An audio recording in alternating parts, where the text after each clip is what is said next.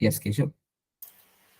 So like the first discovery, first discovery of an exoplanet orbiting a sun-like star happened in 1995 when the Swiss astronomers Michael Mayer and Didier Queloz detected 51 Pegasus b located around 50 light years away in the constellation Pegasus.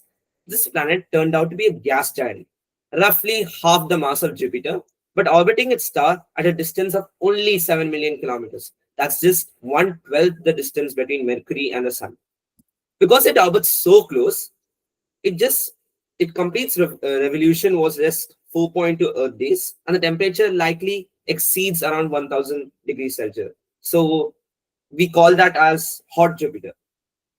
The Meyer and Quellis didn't see 51 Pegasus b directly. So instead, they used a kind of a special technique. So we're going to be talking about these kind of methods in the coming up slides. So this subtle effect measured through radial velocity revolutionized astronomy. It proved that other solar systems exist and that planets are a cosmic norm and not an exception. All right. So first, now let us delve into some facts about the discovery of these exoplanets. So firstly, around 6,000 exoplanets have been officially tracked by NASA, and there are still 8,000 additional candidate planets that are waiting confirmation from NASA. So that is number one. Then the K218b, this exoplanet that was identified by the James Webb Space Telescope, has a 99.7% chance that molecules that could harboring life. So basically, there's a 99.7% chance of life on K218b exoplanet. So then the smallest exoplanet ever discovered is Kepler 37b, which is just slightly larger than the Earth's moon. Then the closest exoplanet that has been discovered is Proxima Centauri b, which is just about 4 light years away from the Earth and orbits the Proxima Centauri host star. So since then, the discoveries of exoplanets have exploded. So we found multiple exoplanets. So, for example, exoplanets that are orbiting two stars, like in Star Wars, or those which are completely made of carbon and perhaps possibly have a completely diamond interior. And they also, or some orbit the stars so close that their atmospheres just keep evaporating. Every time the generators just keep evaporating. Then some planets orbit just in just a few hours, in just a few days, like Keshav discussed, or some take like thousands and millions of years just to complete one revolution. So we've even found rogue planets which don't revolve any around any other host star. They don't revolve any other star. They just randomly wander around space. So each new discovery, it expands our understanding of how these planetary systems form, how they evolve, and perhaps even under the right conditions, how they could bring life. So next we will be discussing about the types of exoplanets. So, like as Swayam discussed on different facts on exoplanet, so we have to classify these on the basis of size, composition, and orbital characteristics, right? So, like here we're going to be talking about gas giants, Neptunian planets, super Earths, terrestrial planets. So, first up, we're going to talk about gas giants. So, these are massive planets similar to the Jupiter and Saturn. They're primarily composed of hydrogen and helium and have no solid surface, only deep, dense atmospheres overlying metallic layers. They often have complex weather systems like jet streams, banded clouds, and immense storms, like Jupiter's Great Red Spot. An iconic example is 51 Pegasus b, the first exoplanet discussed. Yeah, over to you, sir. Yes. So now, talking about the next type of exoplanet, Neptunian planets. So now these Neptunian planets, they are intermediate in size, as in they're not as big as these gas giants, but they are certainly larger than Earth. So they're roughly like Neptune or Uranus. So hence the name Neptunian planets. So they have very thick atmospheres, which are rich in hydrogen, helium, and methane, these three elements. And they have icy or rocky cores, which are very deep below. Now, this methane that is there in the atmosphere, it gives them a bluish color. So now, if you notice the a picture about of Neptune, you will see it's like kind of blue. So that's because of the methane that is present in the atmosphere. So these planets can exhibit supersonic winds, like very fast winds, dense cloud layers, and exotic weather. So exotic weather, such as like the phenomenon of methane rain. So a good example is HAT P11b, which is given in the image over there. It is a warm Neptune, which is about 120 light years away, and its atmosphere contains water vapors and hydrogen. So now, yeah, Keshav. Yeah, so as the name suggests, super Earths, right? So super Earth mean like larger, like 1.5 and 10 times larger than Earth's mass. So they can be primarily rocky like Earth or possess thick gaseous envelopes, so becoming mini Neptunes. Many orbit the star's habitable zones where temperature could allow liquid water. One example is Kepler 452b, nicknamed as Earth's cousin, which orbits a sun-like star and lies within the habitable zone. It's about 60% larger than Earth and could have a rocky surface. Over to you, Okay. sir. Now, talking about the last but certainly not the least type of planet, terrestrial planets. Now, these terrestrial planets are small and rocky planets like Earth, Venus, Mars, Mercury, which are in our solar system. So, identical to those, they are composed mainly of silicate rocks and metals with iron cores and thin to moderate atmospheres, just like our planets in our solar system. So, some may be dry and cratered, others may host oceans, like in Earth, volcanoes, or even atmospheres rich in carbon dioxide or nitrogen. So now these types of planets are the most promising candidates for habitability. And the probability of life in these planets are extremely high, especially if they orbit within the star's Goldilocks zone or habitable zone. So a prime example of this type of planet is the TRAPPIST-1 solar system, which is only 39 light years away and it has seven Earth-sized terrestrial planets. Seven, three of which could potentially harbor liquid water.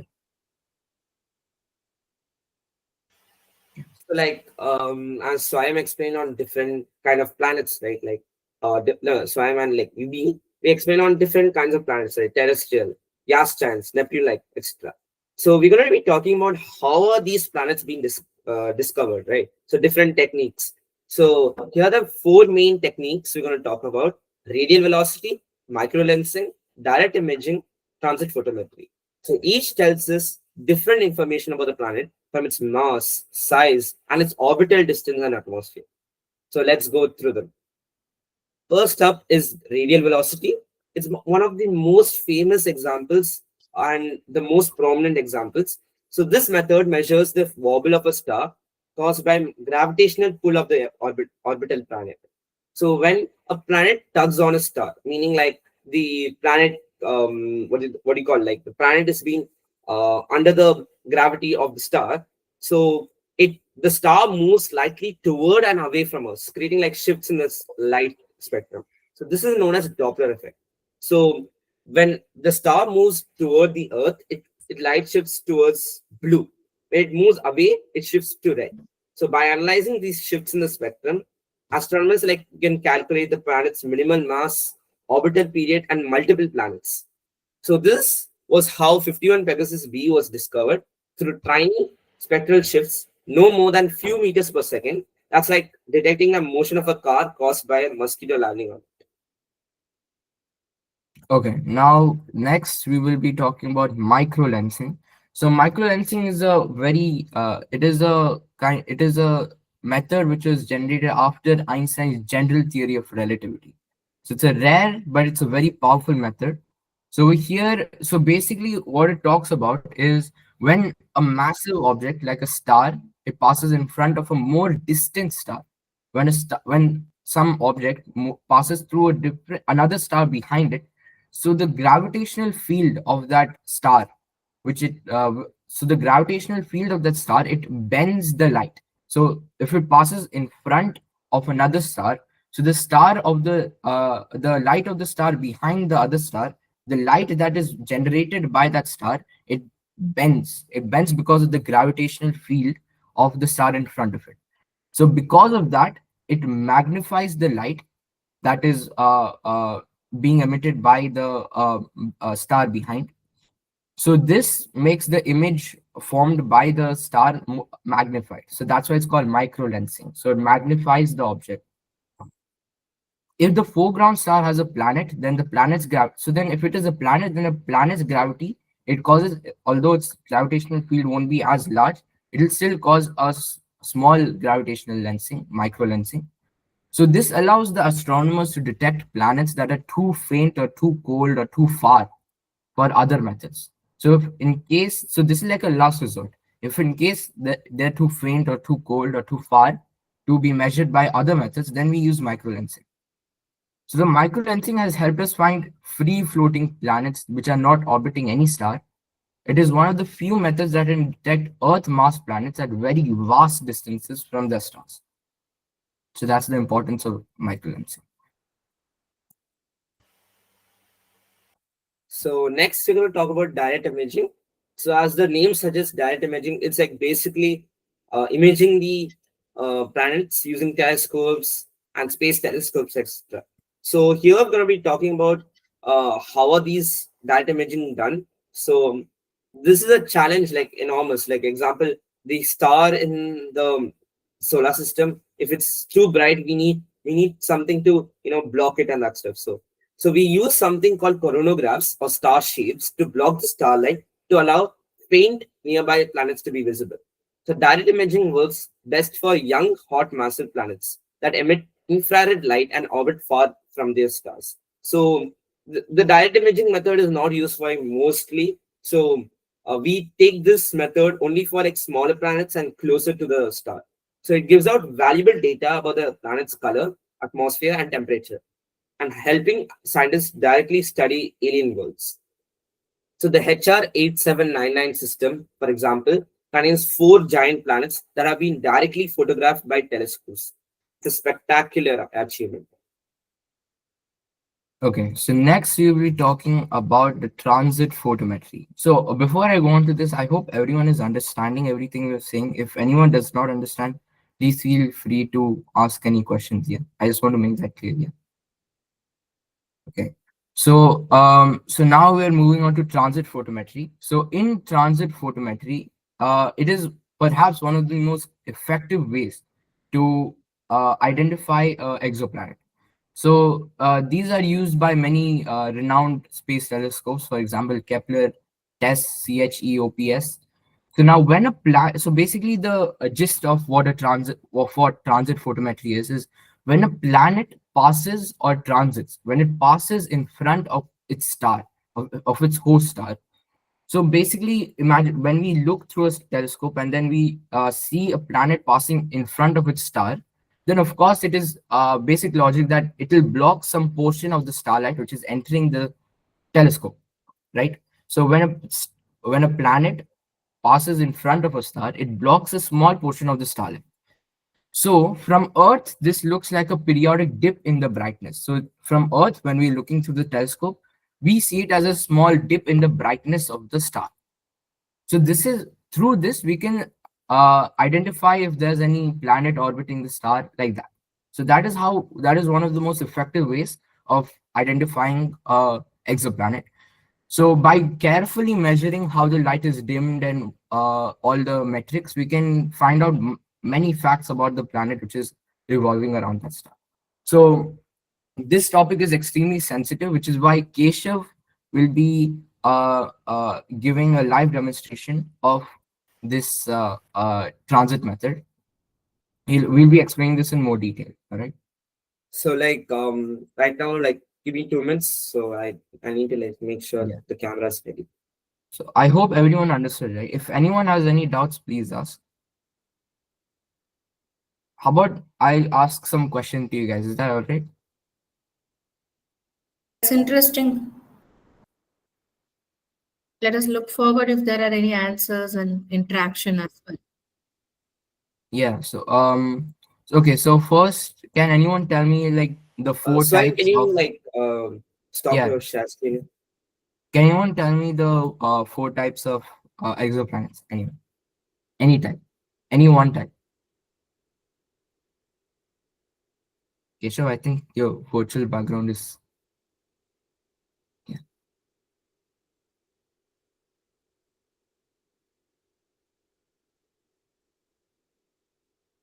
So is the screen visible and my audio audible? Yeah. Yes, sir. Yes, sir. So first, I'm going to be starting with like what do you call? What exactly is the technique for finding the exoplanet? So here we're going to be talking about transit photometry. So as Swayam explained on like the overall like whatever like the basic idea on it. So I'm going to be explaining like how it happens like in space. So example right now, this represents an exoplanet. So right now in my hand, tells us an exoplanet. So when an exoplanet passes through the sun, a star of the planetary system, it gives us like a a shadow on the star. So this shadow is being like trying to block out some of the brightness of the star. So like example, if the mass of the planet is larger, it's going to cover up half like most of the star space. So it's like larger the planet, the more the like the more the light is being blocked. So when I move the planet in front of it, we get a kind of transit. We say when a planet moves in front of a star or any planetary body, we call that as a transit. So for that to see it as a better view, we need like a kind of a graph, right? Like basically how that transit actually happens. So here we're see like the graph. So as you can see, the graph moves with my motion. So example, it goes below and then it comes back again. So like after some time, it's been gone. So this dip in the light curve, right? So this happens because of the planetary body. So right now, Swayam will be explaining like deeper understanding on this graph. So like this graph here, he's going to be explaining on what is it exactly going to happen. So yeah. Yeah. So, okay, if you take a look into this graph, right? So this you can see the curve that is present in this graph. This curve is called a transit curve. Okay, transit curve because it's transit photometry, hence the name transit curve. So basically, what is there in this graph? That you can see in the x-axis there's time, and the y-axis we have brightness, the brightness of the star. So when respective to the time when the brightness it decreases, then we know that a planet is passing through the sun, where or the star which it's orbiting. And then when it again increases, then we know it has passed its orbit through its host star. So here, when no planet is transiting through or no planet is passing through the host star, then the curve is flat. There is no curve in the essence. The graph is flat. But when a planet crosses the star's face, then we see a dip in the brightness. So now from this dip, we can understand many things. So firstly, the depth of the dip, how deep the dip is. From there, we can tell the planet's size, the size of the planet. We can understand from there. So a deeper dip means it is a larger planet, of course. Okay. Then the width of the dip. Now, the width of the dip, it shows the duration of the transit, how long the planet takes to cross the host star. So that is the width. So the depth, it tells us about the planet's size. The width tells us the duration of the transit. Then the interval between the dips shows the orbital period. So there's one dip and then one increase. So that interval, it tells us about the orbital period, which you can find from the distance using Kepler's third law. Okay. So now sometimes astronomers detect multiple dips in a slightly irregular patterns. So sometimes there can be multiple planets crossing through the star. So that would suggest multiple planets. So if there's multiple dips, that means multiple planets are orbiting the same star.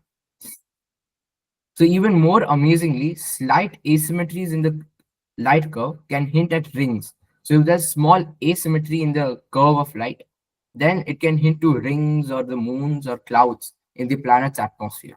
So just from seeing a small flicker in the brightness of the star, we can understand so many things about the nature of the planet, and if it has moons, if it has a ring, the size of the planet, how long it takes to orbit the planet, orbit the star, host star.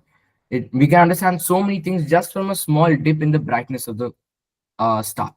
So that, in the essence, is what a transit curve is, what transit photometry is, and why it is so effective in its functioning. So that's it. Okay, Keshav, I think Yeah, I'll share screen. Yeah. yeah, yeah. Mhm.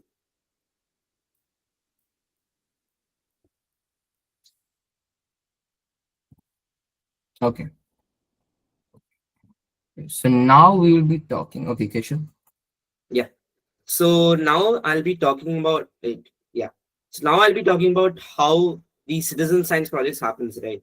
So like example, so like like projects like such as people can actually participate. So projects like Planet Hunters, Zooniverse, Exoplanet Explorers, and the Backyard Worlds invite ordinary people to analyze real telescope data and identify possible transits. So here, when Swayam explained all these transits and that stuff, right? So we're going to be using this information and this knowledge to imply it on actual data given by many telescopes, many famous telescopes in yeah, in US and that stuff.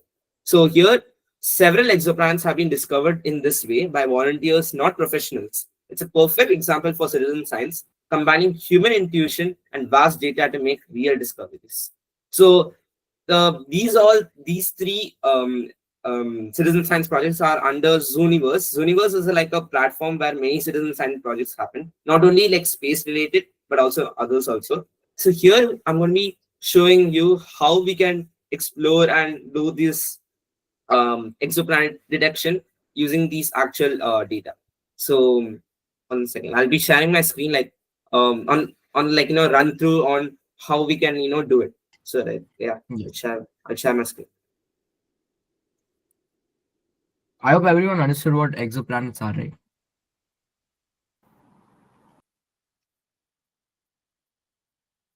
I found it very interesting.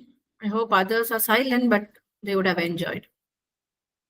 Great job, boys. Go ahead.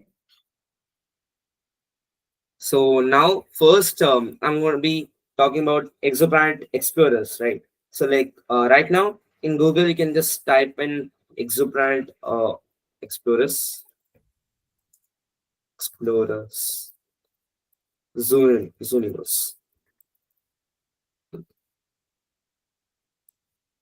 Yeah. So here in this part of the platform, it's going to be opening on Zooniverse org, and then we'll be getting on the details. So then you click on join in.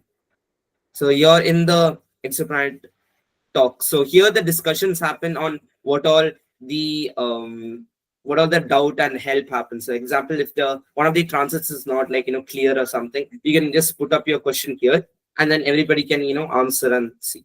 So like when we are doing the exoplanet detection. So first, when we open it, we get a kind of a tutorial. So here, this kind of these details tells us how a student or anyone can help in detecting these light curves and that stuff. So here, this explains on what is a transit, which is explained by Swayam here. So yeah, I'll just continue with this tutorial.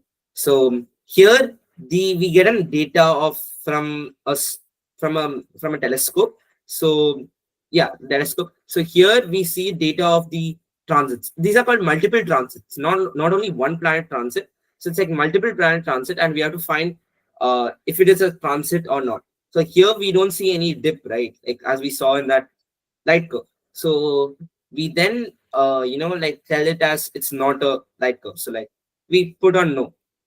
So like that, we're going to be seeing on different kind of tasks and completing them.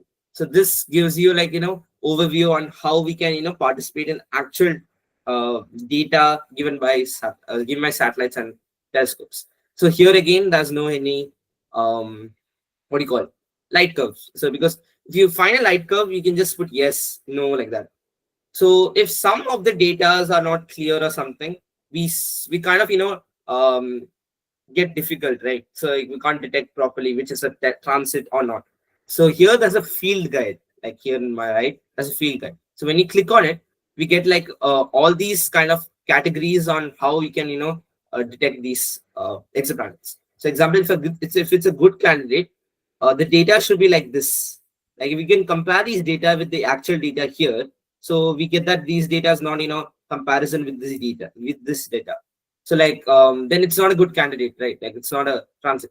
So here this gives you an overview on examples of how the perfect transits are there, and then you can, classify them accordingly.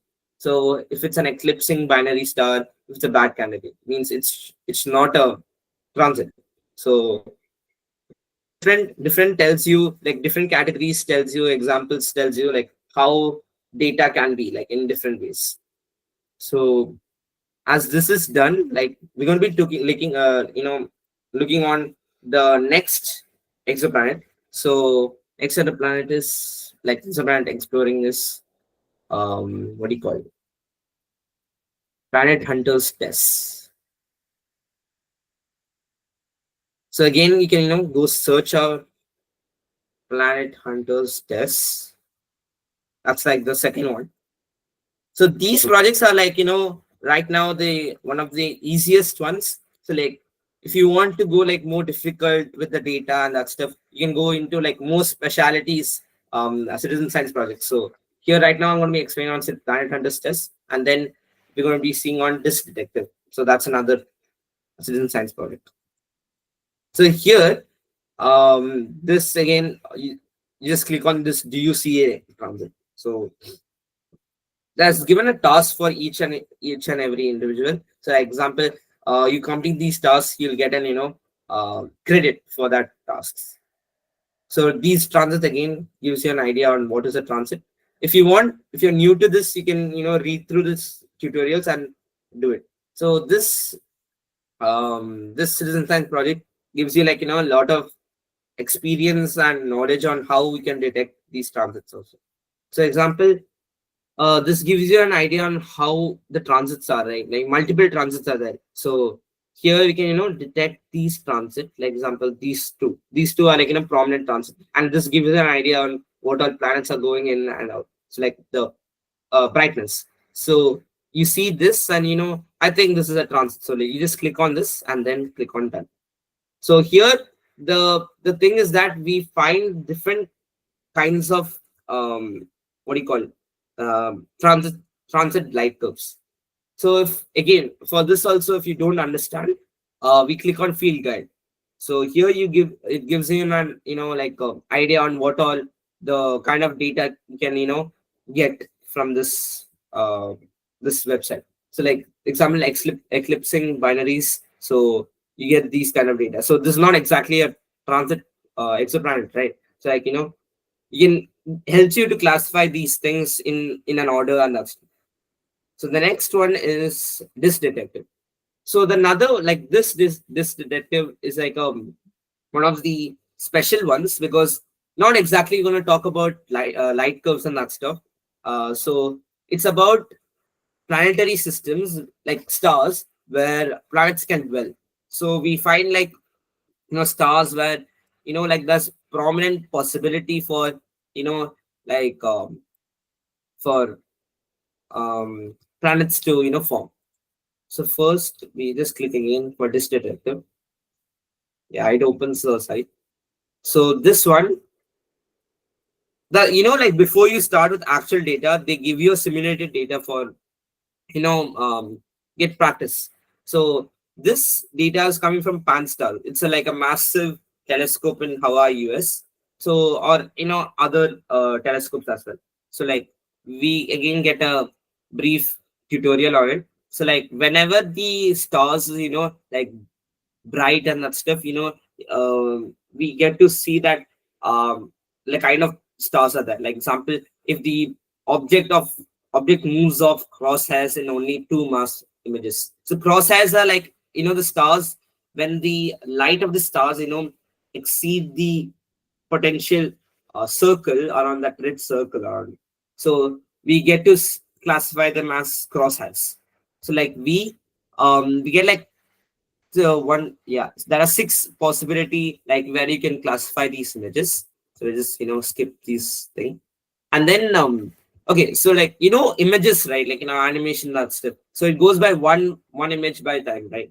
So here again we get like different kinds of images from different satellites run through an order. So like these images play continuously one by one, so that we can get to see the movement of the stars. So example, right now this planet is running in 1x, right? So I can change the speed of this, and then you can detect it faster.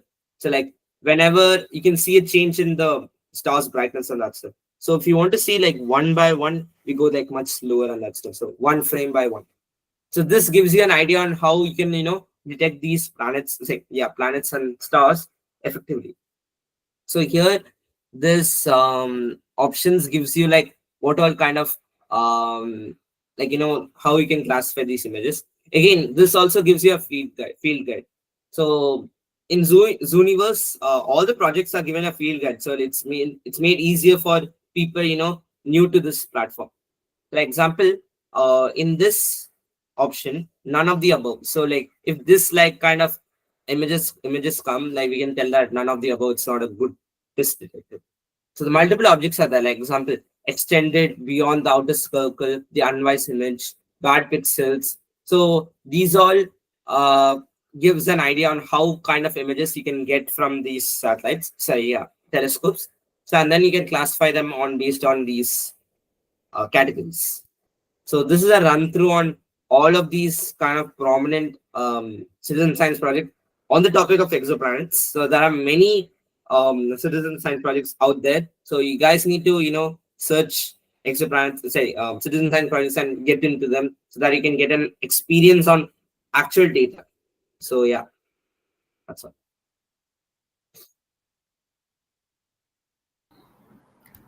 Over to you, So, Swami. Swami, you're going to do something further? No, it's just closing now. Okay. Okay, Yes, so that's why. yeah, from the first detection in 1995, which was the Pegasus B, to over 5,000, some over 6,000 exoplanets which have been discovered by NASA as of today. Exoplanets remind us of how vast and dynamic the universe truly is.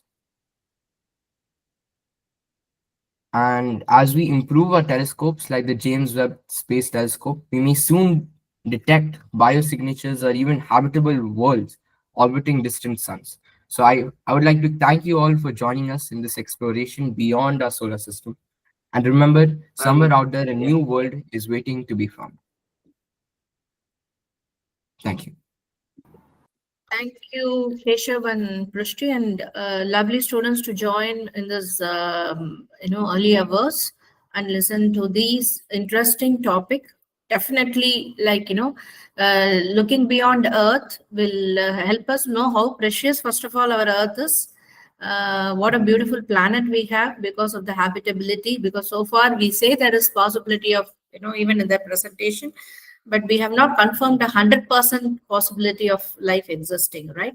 And still, how can this was not simply a talk or a just a talk or a presentation that was going on when Keshav was saying that he wanted to do a demonstration, and further he has kindled your thoughts in through citizen science projects where you will learn more about this on your own and gain confidence, and there is already a guide there where you can sit on and further try to understand in your own pace and try to participate in projects.